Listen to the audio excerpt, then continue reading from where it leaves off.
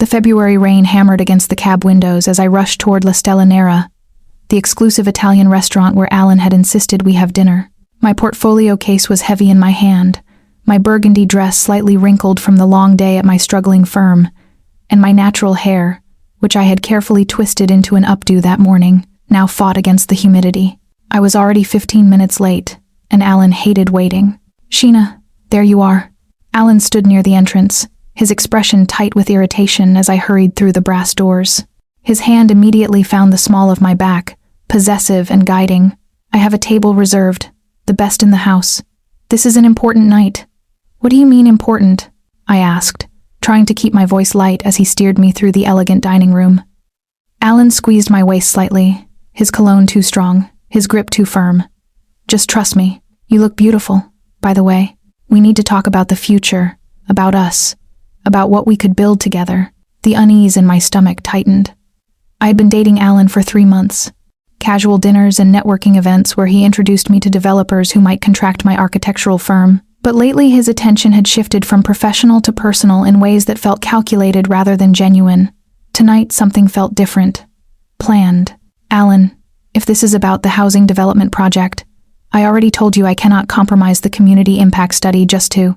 He cut me off with a smile that didn't reach his eyes. "Let us just enjoy dinner first, shall we? Business can wait."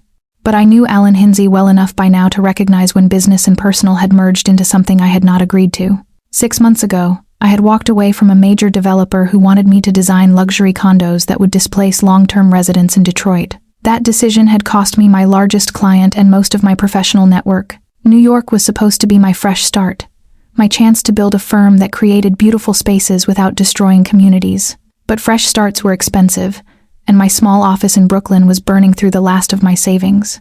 I was 3 months from bankruptcy, and Alan knew it. "Who else is joining us?" I asked, noticing the table was set for only 2. Alan guided me to a prominently placed table in the center of the dining room, visible to every other guest. "Just us tonight," he said, pulling out my chair with exaggerated chivalry. "I want to give you my full attention." I sat down, my architect's eye automatically cataloging the restaurant's design. La Stella Nera was old-world elegance reimagined, high ceilings with exposed beams, warm lighting from crystal chandeliers, white marble floors that gleamed against dark wood paneling. It exuded wealth that didn't need to announce itself, the kind of establishment where reservations required connections, not just money. As the waiter poured water, I noticed the other diners. Manhattan's elite, conducting business over wine and delicate pasta, their conversations hushed and important, and in the far corner, partially obscured by architectural columns, a single man sat alone at a table that seemed to command its own gravitational pull. Even from this distance, I could feel the weight of his presence. Professional, composed, alert. That had become my survival strategy lately. Keeping my boundaries clear, protecting my vision, never compromising what I had built just to make someone else comfortable. I had learned the hard way that accepting help from the wrong person always came with strings attached. Alan reached across the table and took my hand, his thumb rubbing across my knuckles in a gesture that felt rehearsed. "Sheena, you are the most incredible woman I have met in years. Your talent, your strength, your vision. I want to be part of that. I want us to build something together." I tried to pull my hand back gently, but his grip tightened. "Alan, I appreciate the sentiment, but..." "Just hear me out," he interrupted, his voice rising slightly. The tables nearest us glanced over. "This is important." My chest tightened with the sick realization of what was about to happen. The public setting, the prominent table, the too formal tone. He was not asking, he was staging. Alan released my hand and shifted in his chair, and my stomach dropped as he reached into his jacket pocket. The dining room seemed to still, conversations tapering as nearby diners noticed the movement. And then, with a confidence that assumed my answer before I could give it, Alan Hinsey dropped to one knee beside our table, pulled out a velvet ring box, and opened it to reveal a diamond that caught the chandelier light and every eye in the restaurant. The whispers followed Sheena like a tide as she gathered her purse, her hands steadier now that Alan had stormed out and the worst of the public humiliation had passed. She could feel the weight of judgment from every table, the assumptions being written in real time about the woman who had said no. Walked to the exit with her head high, and never returned to La Stella Nera or any place in Alan's orbit again. She was halfway out of her chair when a presence appeared beside her table. The man was tall, impeccably dressed in a dark suit that spoke of private tailors and quiet wealth. His expression was professionally neutral, but there was an alertness in his eyes that suggested he noticed everything and forgot nothing. He leaned down slightly, his voice low and respectful enough that only Sheena could hear. "Miss Boyle, Mr. Warner would like to invite you to join him at his table. He believes you might find the conversation valuable." But what Sheena doesn't know yet is that refusing Alan's proposal just caught the attention of the most dangerous man in the restaurant, and her life is about to change in ways she never imagined. If you're already hooked by this story, hit that subscribe button now, because what happens next will keep you on the edge of your seat until the very end. Sheena's heart kicked against her ribs. Marcos Warner. The name connected instantly to the man in the corner, the one whose gaze she had felt earlier like a physical weight. She glanced across the restaurant and found him still watching her, patient and unreadable. A slight tilt of his head that might have been invitation, or acknowledgement, or both. Every instinct screamed to decline politely and leave. She had just survived one controlling man's public power play. Walking toward another man whose power was rumored to be far more dangerous seemed like trading one trap for another. But something in the way Marcos Warner looked at her was different from how Alan had. Alan had looked at her like a prize to be claimed. Marcos looked at her like a structure he was trying to understand, assessing load-bearing walls and foundational strength. "Lead the way," Sheena heard herself say. The walk across La Stella Nera felt endless. Every eye tracked her movement, conversations pausing as she passed tables where Manhattan's elite watched the woman who had just rejected a proposal now being summoned by the restaurant's enigmatic owner. She could practically hear the speculation, the stories being constructed about what this meant, who she must be to warrant Marcos Warner's personal attention. Sheena kept her spine straight and her chin level, the same way she walked into pitch meetings with developers who assumed she would compromise. She had learned long ago that posture was half the battle when entering rooms where you were not expected to belong. The security guard stopped at Marcos Warner's table and pulled out the chair across from him with practiced efficiency. Marcos rose slightly, a gesture that managed to be both courteous and commanding, then settled back as Sheena sat. Up close, he was even more striking. Dark hair styled with precision, olive skin that suggested Mediterranean heritage, and eyes that were genuinely black in the low light. His suit was understated perfection, his watch expensive but not ostentatious, his entire presence radiating the kind of power that did not need to announce itself because everyone already knew. "Miss Boyle," he said, his voice lower than she had expected, with the faint trace of an accent that money and American education had not quite erased. "Thank you for joining me. I am Marcos Warner. I own La Stella Nera." "I gathered," Sheena replied, surprised. Her voice came out steady. "Though I assume you did not invite me over to apologize for the dinner theater I just provided your other guests." The corner of his mouth lifted. Not quite a smile, but close. "No. Though for what it is worth, I thought you handled an impossible situation with remarkable grace." He gestured to the wine bottle on the table. "May I offer you something better than whatever you were drinking with him? I am not sure I should be drinking at all right now."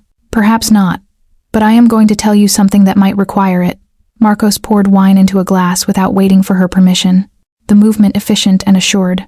He slid it toward her, then leaned back, his gaze direct and unsettling in its focus. "I know who you are, Miss Boyle. Sheena. You graduated top of your class from Taubman College, opened your own firm 3 years ago in Detroit, and moved to New York 6 months ago, after walking away from the Riverside Luxury Development Project, because the developer wanted you to falsify environmental impact studies." Sheena's hand froze halfway to the wine glass. Her mind raced through implications.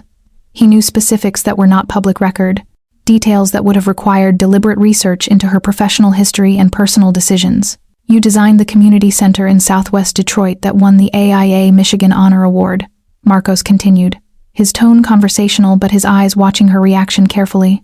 "You lost the Brooklyn Cultural Hub competition 3 months ago, because your design prioritized community access over profitable retail space.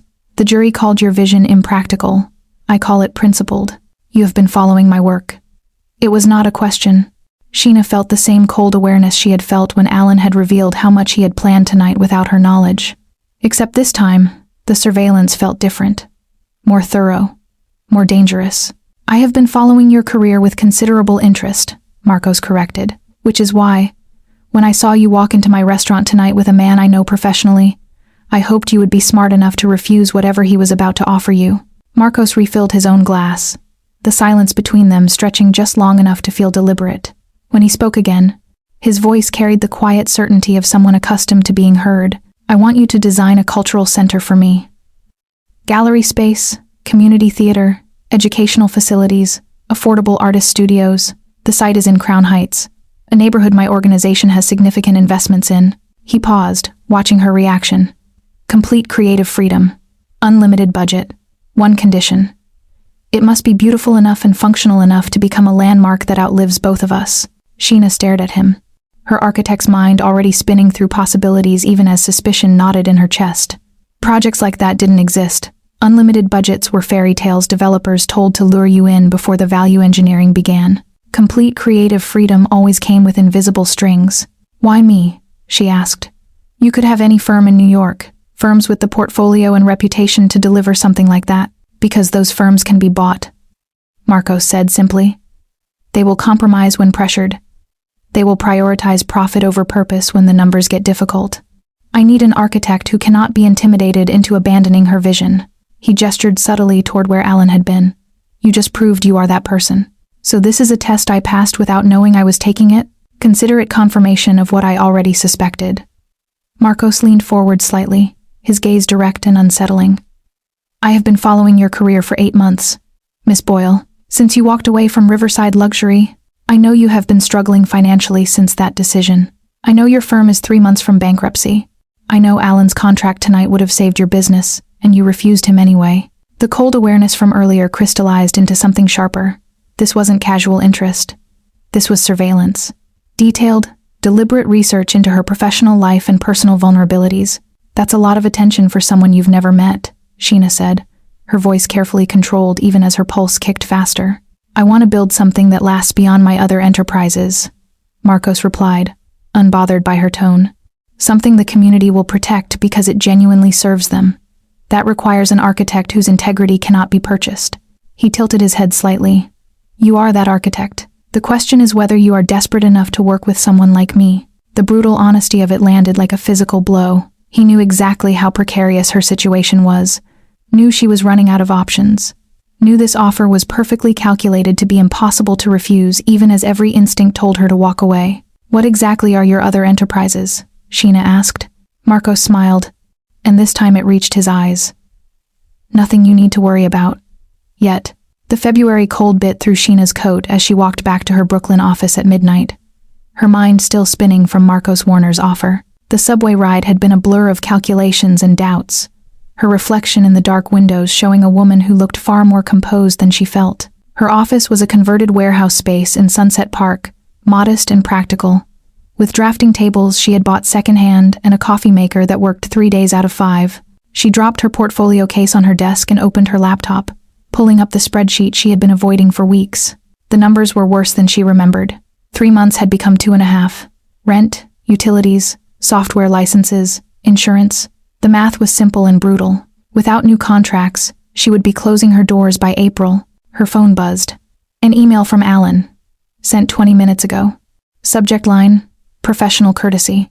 Sheena, I think it's best we part ways professionally as well as personally. I've informed my network that your firm is no longer under consideration for future projects. I hope you understand this is simply business. Best of luck, Alan.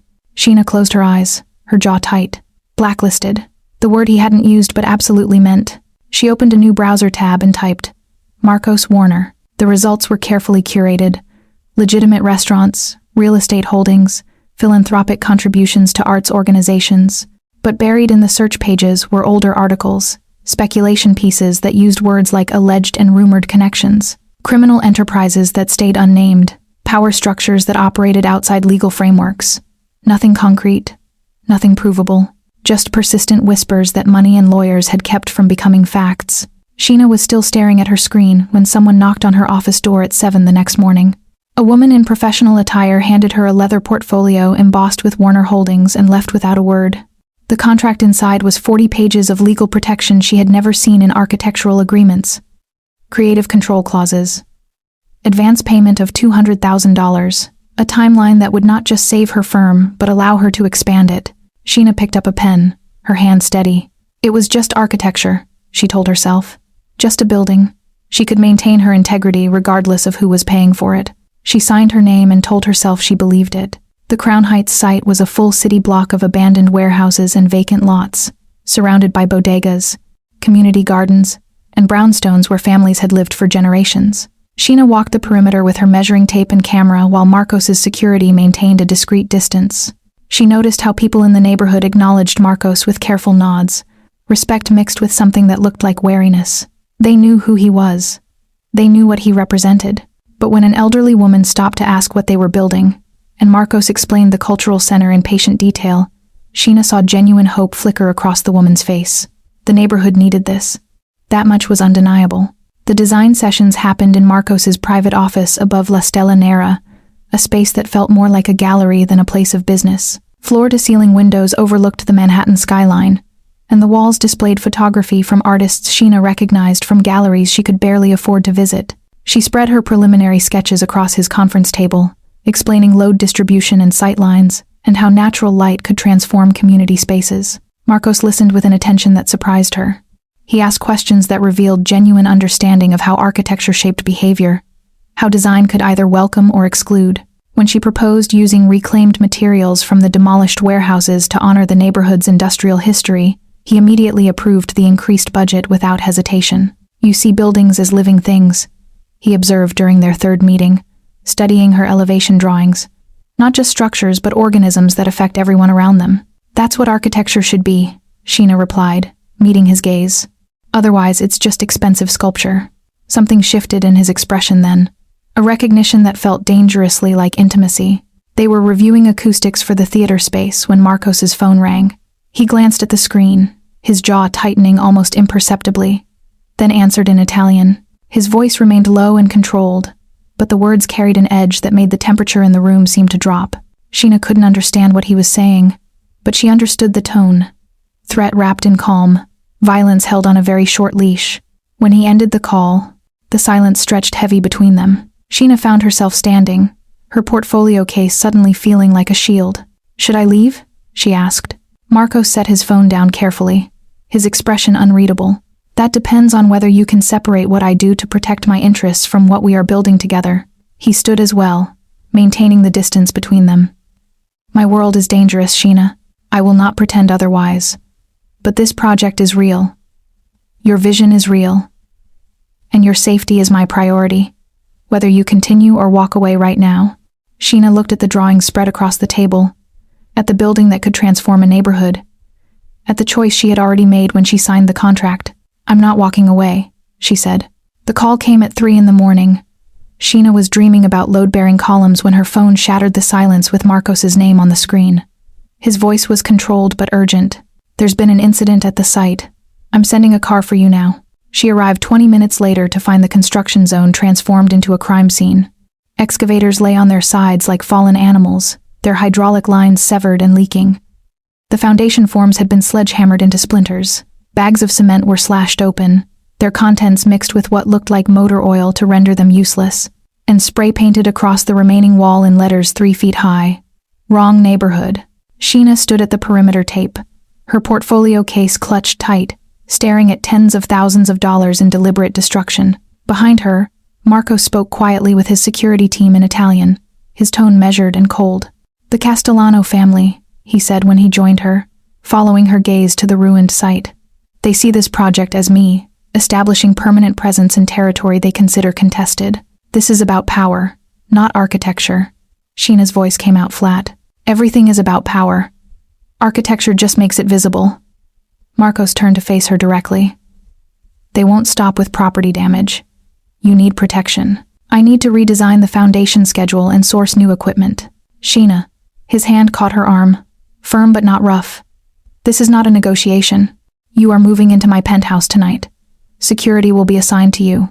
This project continues, but not at the cost of your safety." She wanted to argue, to insist she could handle herself, that she didn't need to be sequestered like some damsel in a Victorian novel. But the spray paint was still wet on the wall, and the message was clear enough even for someone who had never navigated this world. By dawn, she was standing in Marcos's penthouse, overlooking Central Park, her hastily packed bags by the door, and a security guard named Vincent stationed in the hallway. The space was minimalist and expensive. All clean lines and carefully chosen art, more revealing than any conversation they'd had. Marcos appeared in the doorway, still dressed from the sight, his expression unreadable. "The guest suite is yours for as long as necessary," he said. "My home is your home, though I recognize that sounds absurd given the circumstances. This wasn't what I signed up for," Sheena replied. "No," Marcos agreed quietly.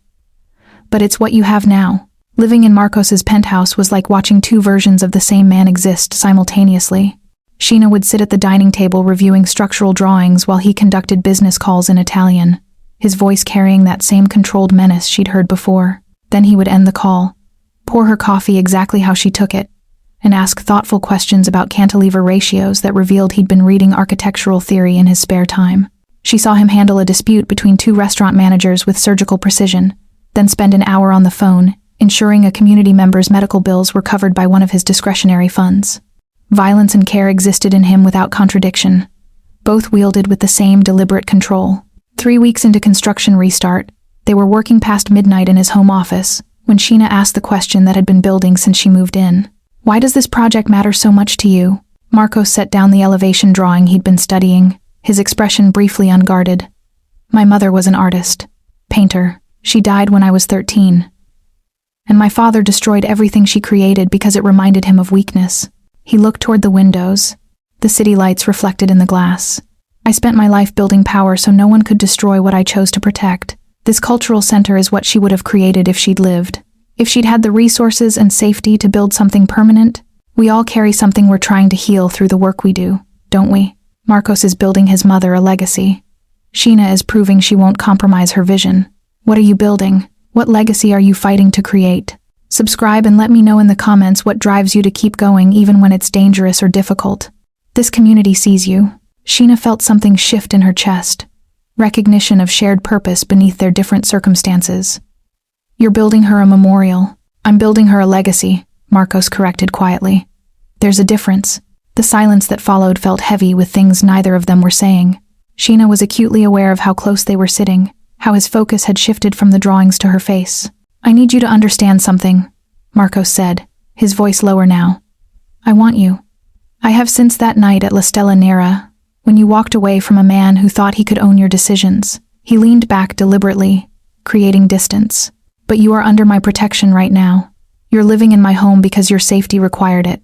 So this doesn't happen unless you choose it freely, without pressure or obligation or gratitude." Sheena's pulse kicked hard against her ribs. She could feel the attraction between them like a physical force, dangerous and magnetic, and completely inappropriate given their circumstances. "And if I choose it?" she asked. Marcos's smile was slow and devastating. "Then we stop pretending this is only about architecture."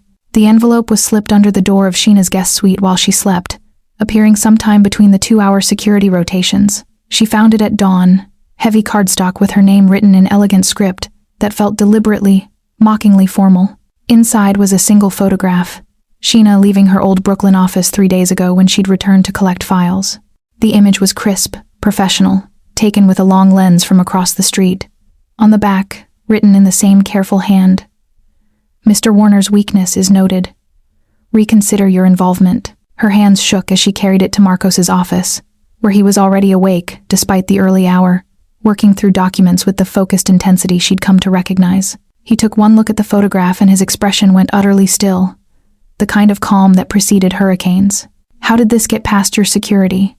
Sheena's voice came out sharper than intended, fear crystallizing into anger. "I'm living in a fortress, and they still found a way to threaten me in your own home." Marcos was already on his phone, speaking rapid Italian to someone who was clearly about to have a very bad morning. When he ended the call, he turned to her with an expression that managed to be both apologetic and immovable. "Security protocols are being revised immediately. You will have 2 guards instead of 1, and you don't go anywhere without my knowledge." "So I've graduated from houseguest to prisoner?" Sheena threw the photograph onto his desk. "This is your world, Marcos. Your enemies, your violence. I signed up to design a building, not to become leverage in whatever war you're fighting. You think I don't know that?" His voice rose for the first time since she'd met him, frustration breaking through his controlled exterior. "You think I don't see what being close to me has cost you? But I will not let them touch you. I will burn their entire operation to the ground before I let them hurt you to get to me." The raw intensity of it stopped her cold. This wasn't negotiation or calculation. This was something far more dangerous. Marcos exhaled slowly, visibly pulling himself back under control. When he spoke again, his voice was quieter, but no less serious. You are the first person in years I have trusted with something that matters more than money or power. That cultural center represents my hope that I can build something good, despite everything else I have done. He moved closer, not touching her, but close enough that she could see the genuine fear beneath his composure. They see that vulnerability clearly. They will exploit it if they can. But I need you to believe that I will protect what I have chosen to protect. And if you can't? Sheena asked. Then I will make sure they regret trying. The meeting happened in Marcos's home office with his security chief present, a man named Domenico whose entire presence radiated competence and barely contained frustration. He laid out surveillance photos, incident reports, and threat assessments with the efficiency of someone delivering a medical diagnosis he knew his patient wouldn't want to hear. The Castellanos are escalating, Domenico said, his accent thicker than Marcos's, his tone brooking no argument. The cultural center makes you legitimate, permanent. They can't allow that in territory they're trying to control. He gestured to the photographs of Sheena entering and leaving the penthouse. Miss Boyle is identified as your vulnerability. Continuing this project puts her at unacceptable risk. Sheena sat across from them, her spine straight despite the cold weight settling in her stomach as she looked at images of herself that she'd never known were being taken. What are you recommending? Marcos asked, though his expression suggested he already knew. Suspend the project, neutralize the threat, then resume with a different architect under different circumstances. Domenico looked at Sheena with something that might have been sympathy. Miss Boyle leaves New York until this is resolved. The silence that followed felt like a physical presence in the room. Marcos dismissed Domenico with a gesture, waiting until they were alone before speaking. He's right, Marcos said quietly. This has become too dangerous for you. So we stop? Just surrender the project to people who destroyed it because they're afraid of what it represents? No, we finish it. Marcos moved to the windows. His reflection ghosted against the city lights. But you leave. I'll hire another architect to complete your design, credit you fully, ensure every detail matches your vision. Your firm will be financially stable for years. I'll arrange protection and relocation somewhere they'll never find you. He turned to face her. You can walk away from my world and be safe, Sheena, completely free of obligation. She should have felt relief. This was escape with dignity intact, her integrity preserved, her safety guaranteed. Everything she had thought she wanted when this started. But standing in his office with threat assessments scattered across the desk and weeks of late-night design sessions heavy in the air between them, Sheena felt something crack open in her chest. The project mattered. The community mattered. The vision of what they were building together, not just the cultural center but the strange partnership they'd formed, mattered more than safety. And somewhere in the forced intimacy of proximity and shared purpose, Marcos had stopped being just the dangerous man paying her bills. He had become someone whose vulnerability she understood, whose hope she carried, whose rare moments of unguarded honesty felt more valuable than all his carefully maintained power. What if I don't want to walk away? She asked. Marcos's expression shifted through several emotions too quickly to name before settling on something that looked like cautious hope restrained by disbelief. You understand what you're saying, he said carefully. This isn't just about finishing a building. Staying means accepting that my enemies will always see you as leverage. It means living with security, with violence hovering at the edges of everything we build together. I understand. Sheena moved closer, closing the distance he'd maintained so carefully since offering her escape. I'm not staying because I'm trapped or grateful or don't have other options. I'm staying because somewhere in the past weeks, this stopped being just a job. That cultural center matters. What it represents matters. She held his gaze. And I want to see where this complicated partnership leads, professionally and personally. The vulnerability that crossed his face was startling in its rawness. Then he reached out slowly, giving her every chance to change her mind, and pulled her into a kiss that felt like sealing a contract more binding than anything she'd signed in his lawyer's office. When they broke apart, Marcos kept his hands framed around her face, his voice serious. If you stay, I won't hide anything from you. Not the violence, not the moral compromises, not the parts of my world that most people never see. You need to know exactly who I am and what I do to maintain this power. Then show me, Sheena said. All of it. The next weeks transformed their dynamic entirely. Marcos kept his promise, letting her see the full scope of his operations, the legitimate businesses that funded the darker work, the careful violence that maintained his territory, the impossible decisions that came with power built on fear and respect in equal measure. Sheena learned to read the coded language in his phone calls, to recognize when conversations required her absence and when her presence was deliberately strategic. But she also returned to the cultural center design with renewed purpose, working alongside Marcos as true partners rather than client and architect. Construction resumed with security that looked more like military operations, but the building rose steadily toward the vision they'd created together. 3 months after the Castellano threat, Sheena stood at the construction site in the golden light of late afternoon, reviewing the gallery space framing with her tablet, while Marcos discussed timeline adjustments with the project manager. The structure was beginning to reveal itself, soaring ceilings and walls of glass that would flood the community theater with natural light, exactly as she'd imagined. She felt Marcos's presence beside her before he spoke, his hand finding the small of my back in a gesture that had become familiar. "Your mother would have loved this," Sheena said quietly, watching workers install the reclaimed warehouse beams that honored the neighborhood's history. "She would have loved you," Marcos replied. Sheena didn't lose herself in Marcos's world. She expanded to include it while keeping everything that made her who she was. That's the real love story, finding someone who doesn't require you to shrink. If this story resonated with you, subscribe and become part of our community. Comment below and tell me, have you ever chosen the complicated path because it was more authentic than the easy one? I read every single comment and your stories matter here. Sheena smiled, looking up at the building taking shape against the sky. She had not lost herself in his world. She had expanded to include it, maintaining her integrity while building something meaningful with a man whose darkness was balanced by his capacity for vision and unexpected protection. She had chosen this, and that choice made all the difference.